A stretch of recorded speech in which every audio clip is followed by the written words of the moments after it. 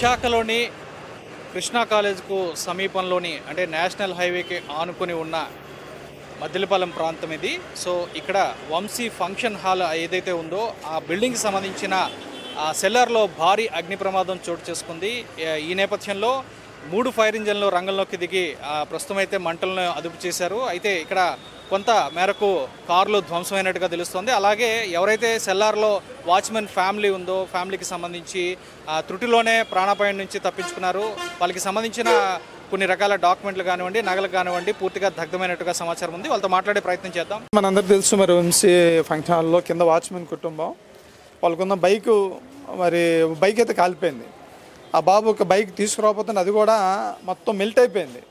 వాళ్ళ బంగారం వాళ్ళ డబ్బులు వాళ్ళు దాచుకున్న డబ్బులు మరి అలా కుటుంబం బయటికి వెళ్ళి ఏదైతే వస్తుందో వాళ్ళ దగ్గర ఏంటంటే వేరే ఊరు నుండి వచ్చారు, వాళ్ళు ఏదో దాచుకున్నారు వచ్చిన రూపాయి, మరి అది కూడా కాలిపోయిన పరిస్థితి. వాళ్ళ బట్టలు ఇంకా విషయం ఏంటంటే ఆ పొగలో ఆ చిన్నపేట కనపడలేదట. అందరూ బయటకు వస్తే చిన్నపిల్ల లేదు, వెళ్ళి కాలుతో అలాగూ తణిపితే ఎక్కడుందని పొగలో కనపడకుండా ఇంకా ఆ చెంటిపెట్టిన వాళ్ళు కాపాడుకున్నారు. మరి బట్టలు మొత్తం వాళ్ళకు ఉన్నటువంటి లోన్ మొత్తం ఫోన్లు, బట్టలు, ఇక మొత్తం బంగారం, ఇంకా చెప్పాలంటే బ్యాగ్లో కూడా బంగారం దాచుకున్న పరిస్థితి.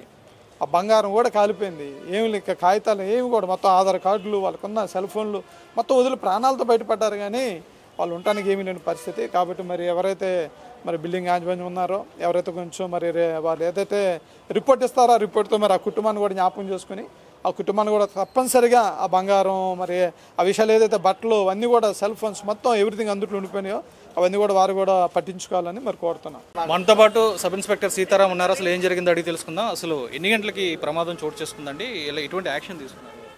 మనకైతే అప్రాక్సిమేట్లీ 7 o'clock ఇన్ఫర్మేషన్ వచ్చింది సార్. ఇన్ఫర్మేషన్ వచ్చిన వెంటనే మనం క్రైమ్ సీన్కి రీచ్ అవ్వడం జరిగింది.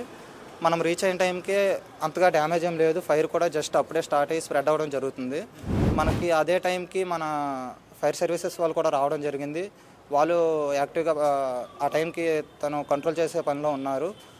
నెక్స్ట్ మనం చూసినట్టయితే మన Vamsi function hall building right side lift ఎక్కడైతే ఉందో అక్కడ నుంచి రావడం జరిగింది అని ఇక్కడ చూసిన ప్రజలు చెప్తున్నారు. నెక్స్ట్ అదే టైంలో అక్కడ మన బిల్డింగ్లో ఒక 50 మెంబర్స్ జిమ్లో ఉన్నట్టు కూడా చెప్తున్నారు. వాళ్ళే మనకు కాల్ చేసి ఇన్ఫర్మేషన్ ఇవ్వడం జరిగింది. మన సెలార్లో ఈవీ వెహికల్స్ ఉండడం వల్ల వెహికల్స్ మన రైట్ సైడ్ నుంచి ఈవీ వెహికల్స్ వరకు మన ఫైర్ అనేది రావడం జరిగింది. అలాగా వెహికల్స్ కూడా మంట అంటుకోవడం వల్ల కొద్దిగా డ్యామేజ్ అయ్యాయండి. మనకి ఇక్కడ బాడీ అంటే పర్సన్స్కి ఏమాత్రం ఇంజురీ జరగలేదు, కేవలం ప్రాపర్టీ డ్యామేజ్ అయ్యింది. డ్యామేజ్ అంటే మెయిన్ ఫైర్ జరగడానికి కారణం ఏమనేది మేము ఫర్దర్గా ఇన్వెస్టిగేషన్ చేసి కలుపుకుంటాం. నెక్స్ట్ ఎంత డ్యామేజ్ అయింది కూడా ఎస్టిమేట్ చేసి మీకు ఫర్దర్గా ఇన్ఫార్మ్ చేయడం జరుగుతుంది. అంటే ప్రాథమిక అంచనా ఏమైనా ఏర్పాటు చేశారంటే షార్ట్ సర్క్యూట్ కారణంగా జరిగిందని కొంత వార్తలు వస్తున్నాయి, ఎంతవరకు కరెక్ట్?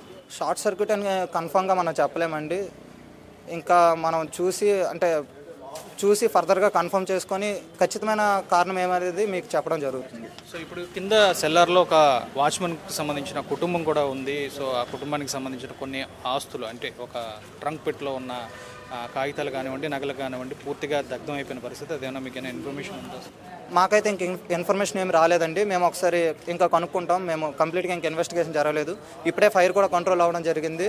మేము ఫర్దర్గా మొత్తం అన్ని విధాలుగా అన్ని నలుదిశలా చూసి ఎంత డ్యామేజ్ జరిగింది, ఎవరెవరు ఇబ్బంది పడ్డారు, ఎంత ప్రాపర్టీ డ్యామేజ్ అయింది కనుక్కొని మీకు ఖచ్చితమైన ఇన్ఫర్మేషన్ ఇవ్వడానికి ప్రయత్నిస్తాం.